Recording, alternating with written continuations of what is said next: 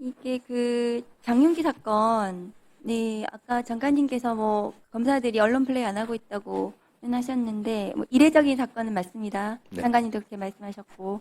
근데 이제 검사들이 언론 플레이하고, 조선일보, 한동훈, 지금 국민의힘까지 같이 합세해가지고 똑같은 말들을 하고 있거든요. 이 사건으로요. 그런데 지금 조선일보가 무슨 얘기를 했냐면, 검찰 개혁을 하겠다는 민주당이 살인자 편에 서고 있다. 한동훈은 오늘도 조선일보와 똑같은 말을 하고 있어요. 살인자 편인가.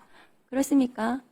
이게 지금 수사권과 관련해서 정부는 방침을 정했고, 그렇다면은 수사기소 분리에 따라서 어떻게 이것을 건강하고 바람직하게 만들어 갈 것인가를 논의하는 자리인데, 이게 지금 과거에 조선일보와 한동훈이 콜라보가 되어가지고 검찰 개혁을 바라는 국민들의 열망을 일으킨 장본인들 아닙니까?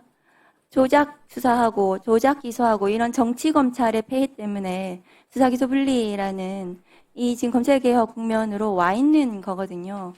지금 이렇게 부하 내동하는 검사들 언론 플레이를 장관님께서 감시하셔야 된다고 저는 생각합니다. 저는 뭐 이게 검사들이 이 사건을 갖고 뭐 한동훈 의원이나 또는 국민의힘과 뭐 소위 말하면 작당을 해갖고 언론 부여한다고 생각하지 않습니다. 다만 이 사건이 아시는 것처럼 송치된 이후에 여러 가지 의혹도 제기됐기 때문에 그와 관련해서 광주지검에서 필요한 조치들을 하고 있고 저는 언론들이 집중적으로 취재를 하고 있기 때문에 나오는 거지 저희가 의도적으로 뭐 이걸 갖고서 다른 의도를 갖고 언론 플레이한다는 것은 좀 지나친 것 같습니다. 그럴까요? 그건 오해라고 생각합니다. 네.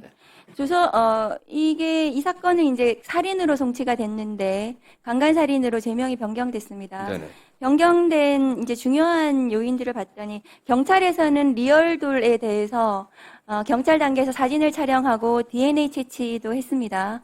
그리고 그 범죄 분석관이 이게 성적 목적의 개연성이 있다라고 결론을 냈고, 그래서 경찰 입장에서는 강간살인으로 송치할 수도 있었고, 그냥 살인으로 송치할 수도 있었던 그런 사안인데, 그냥 살인으로 송치한 부분에 대해서 검사가 지금 보니까 이 사건이 송치 이후에 5월 22일 날 광산경찰서에서 추가적인 범행, 그러니까 범행 당일날 이 장윤기가 범행을 저지른 이 당일날 다른 강간 사건이 있었던 거예요. 네네. 그래서 아마도 다른 피해자에 대한 강간과 이게 연이어가지고 이렇게 갔다면 이것은 강간의 고의가 있었던 것이 아닌가 해서 그래서 그 추가적인 사건을 검사가 송치받아 보니까 종합해서 이것은 강간살인 으로 판단을 했던 것 같습니다.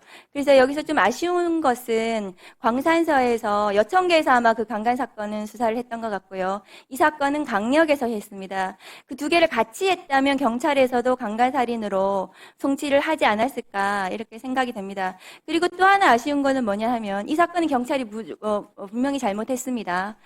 추가적인 이런 수사 부분에 있어서 미진한 부분이 있는데 다만 강간살인으로 왜 송치를 안 했냐 이 부분은 보안 수사를 하지 않더라도 검찰 단계에서는 죄명 변경은 가능하다라는 말씀을 좀 드리고 다만 아쉬운 건 뭐냐 하면은 리얼돌 관련해서 검사들이 아버지가 리얼돌을 뭐 폐기했다 이렇게 언론 플레이가 어마어마하게 초기에 나왔는데 리얼돌 관련해서는 경찰 단계에서 이미 사진을 촬영했고 DNA도 채취했습니다. 그럼 기록에 그게 붙어 있는 거거든요. 검사가 영장을 할 때. 그러면 리얼돌을 압수수색해라 이렇게 검사가 영장 단계에서 보안수사 요구를 할 수 있었는데도 불구하고 그것을 놓쳤던 거 검사가 그렇게 했던 부분은 좀 아쉽습니다. 이 사건은 검사도 수사하고 있고 경찰도 수사를 하고 있습니다. 맞죠? 네, 그렇습니다. 그러면 이 경찰관에 대해서는 엄정하게 처벌이 될 것입니다. 아버지 경찰의 문제만 있는 것이 아닙니다. 아버지 검사들의 문제가 있습니다. 지난 정권 정적 죽이기 수사에 동원됐던 범죄 검사들의 조직적인 범죄에 대해서는 단 한 명도 처벌받지 않고 있습니다. 장관님. 맞습니까? 검사들은 지금 오늘도 나왔는데 특검에서 검사들의 내란가담 정황까지 지금 확인되고 있는 상황에서도 검사들은 단 한 명도 이 정부가 출범한 지 1년이 돼가고 있는데도 단 한 명도 처벌받지 않고 있습니다. 그런 구조적인 문제를 해결하자는 것이 검찰개혁입니다. 저는 그렇게 생각합니다, 장관님. 그래서 이 사건을 가지고 검사에게 수사권을 주는 방식으로 문제를 해결해서는 안 된다. 선진국의 모든 나라들이 경찰 수사의 문제점을 1분만 더 주십시오.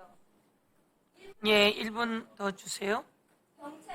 선진국의 모든 나라들, 모든 나라에서 발생할 수 있는 경찰 수사의 문제점입니다. 경찰이 유착하고 비리를 저지르고 부패하고 검사도 마찬가지입니다. 그 문제를 검사에게 수사권을 주는 방식으로 해결해서는 안 된다. 만일에 그것이 해결책이라면 다른 모든 선진국도 검사에게 수사권을 주는 방식으로 그 문제를 해결할 것입니다. 이 사건은 그렇게 논의가 되어서는 안 되고 이 사건이 처리되는 모든 과정에서 드러나는 문제점, 행안부와 법무부가 그 문제가 다시는 되풀이되지 않도록 다시는 억울한 죽음에서 실체 진실이 제대로 발견될 수 있도록 법무부와 행안부, 검, 경이 모두 다 합심해가지고 대책을 마련해야 되고 이번 형사소송법 개정 과정, 검찰개혁 법안 과정에서 촘촘히 두텁게 그 제도적 장치를 마련하는 것이 저는 올바른 결론이라고 생각합니다. 어떻게 생각하십니까? 의원님도 아시다시피 이미 검찰은 수사 권한이 없습니다. 이미 수사 개시할 수 있는 권한, 인재에서 수사에 착수할 수 있는 권한이 없습니다.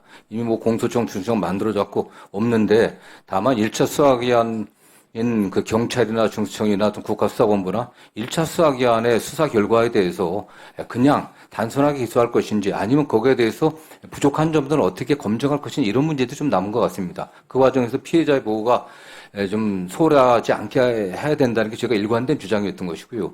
그다음에 장윤기 관련 사건에서는 의원님께서도 여러 가지 말씀하셨지만 저희들이 보고받은 바에 의하면은 검찰 단계, 경찰 단계에서 제대로 처리되지 않고 검찰 단계에서 보완했던 사항들이 11개나 됩니다, 이게. 한두 가지가 아닙니다. 그래서 장윤기 승차 내부 블랙박스 SD 카드 문제, 아버지 집 압수수색 해갖고 찾아낸 것들, 장윤기 1년지 통신 조회한 것들, 그 다음에 카드 내역 해갖고 사용한 것들, 그 다음에 화물트럭 블랙박스 확인해갖고 뒤에 문 열어놨던 거, 이런 것들이 한 10개 이상이 됩니다, 사실. 그렇기 때문에 이거는 저희가 언론 플레이를 갖다가 검찰이나 또는 광주지검에서 한 게 아니고 올라온 사건들이 의심이 됐기 때문에 의원도 지적하신 것처럼 처음 수사했을 때 약간 프로파일링을 해보니까 그런 의심도 든다고 했기 때문에 면밀히 본 겁니다.